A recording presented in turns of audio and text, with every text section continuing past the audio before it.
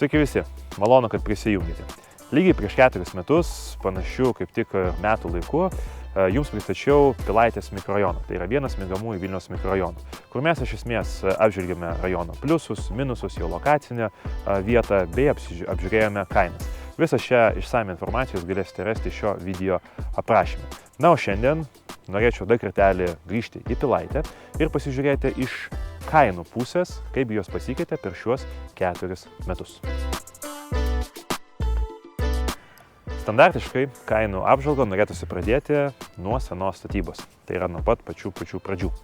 Kągi mes turėjome prieš 4 metus? Ogi prieš 4 metus remontuotinus objektus mes galėjome rasti maždaug nuo 1400 eurų už kvadratinį metrą. Suprantama, kalbant apie 1, 2 arba 3 kambarių butus. Ir kainos maksimaliai kildavo maždaug iki 2100–2200 eurų už kvadratinį metrą, čia jau kas liečia pilnai suremontuotus ir gyvenimui paruoštus objektus. Kągi mes turime po 4 metų, taigi turime tai, kad kainos šiek tiek kilstelėjo, galbūt ne taip ženkliai kaip kitose Vilniaus mikrorajonuose miegamosiose.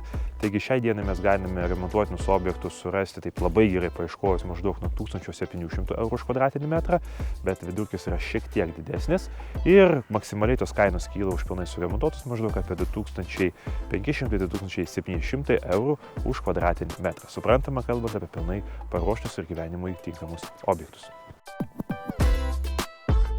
Antra mūsų stotelė, pasivaikščiojimuose po Pilaitės mikrorajoną, tai apynauja statyba.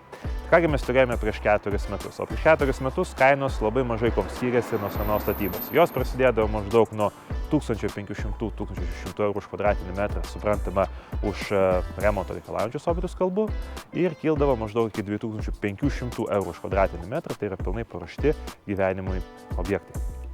Na, o kalbant apie šių dienų kainas apynauja statybos segmente Pilaitės mikrorajone, tai kainos maždaug prasideda nuo 2400 eurų už kvadratinį metrą.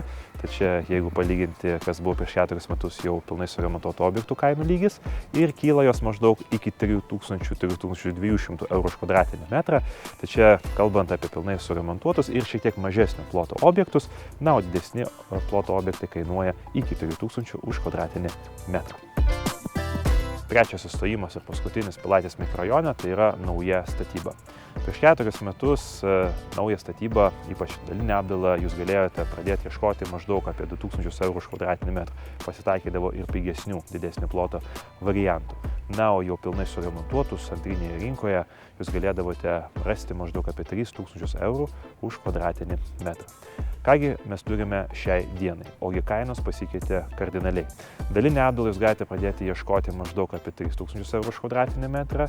Jeigu mes kalbame apie mažesnį plotą, tai yra visi 3300 arba 3200 eurų už kvadratinį metrą, o jau pilnai suremontuotus iš antrinės rinkos objektus jūs galite ieškoti virš 4000 eurų už kvadratinį metrą. Ir tai yra pakankamai nemaži pinigai. O jeigu taip tiksliau, tai yra 4400–4400 eurų už kvadratinį metrą. Reziumuojant mūsų šį pasivaikščiojimą po Pilaitės mikrorajoną, galima drąsiai sakyti, kad kainos, kaip ir kituose Vilniaus miesto mikrorajonuose, per 4 metus tikrai ženkliai paaugo. O labiausiai paaugo naujos statybos segmente.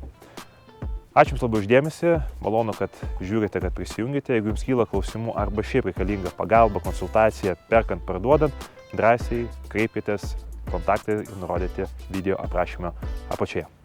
Ačiū Jums labai, iki greitų susitikimų.